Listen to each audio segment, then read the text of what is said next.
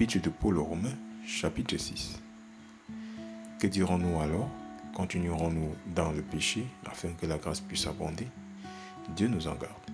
Comment pourrions-nous encore, nous qui sommes morts au péché, encore y vivre? Ne savez-vous pas que tant d'entre nous qui furent baptisés en Jésus-Christ furent baptisés dans sa mort?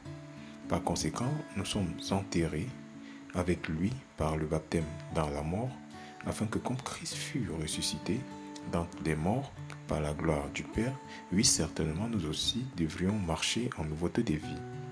Car nous qui avons été plantés ensemble à l'image de sa mort, nous le serons aussi à l'image de sa résurrection. Sachant ceci, que notre vieil homme est crucifié avec lui, afin que le corps du péché puisse être détruit, pour que désormais nous ne servions plus le péché, car celui qui est mort est libéré du péché. Or, si nous sommes morts avec Christ, nous croyons que nous vivrons aussi avec lui. Sachant que Christ, étant ressuscité d'entre les morts, ne meurt plus, la mort n'a plus d'emprise sur lui.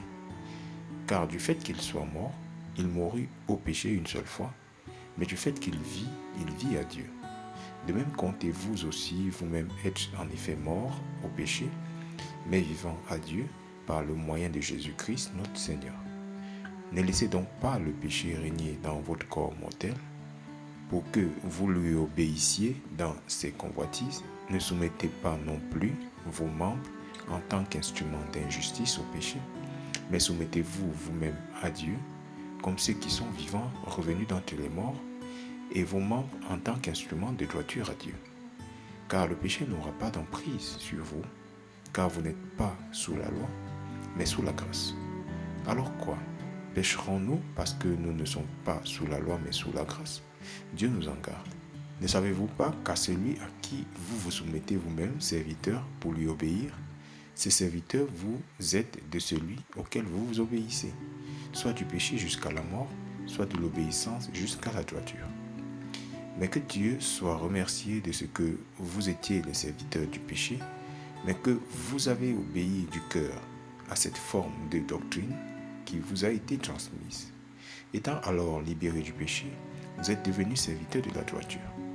Je parle de la manière des hommes à cause de la faiblesse de votre chair, car comme vous avez soumis vos membres comme serviteurs à l'impureté et l'iniquité, d'iniquité à iniquité, oui, certainement maintenant, soumettez vos membres comme serviteurs de la droiture vers la sainteté. Car lorsque vous étiez serviteurs du péché, vous étiez libres quant à la droiture. Quel fruit aviez-vous alors de ces choses dont vous êtes maintenant honteux? Car la fin de ces choses est la mort. Mais maintenant, ayant été libérés du péché et devenus serviteurs de Dieu, vous avez votre fruit dans la sainteté, et pour fin la vie sempiternelle.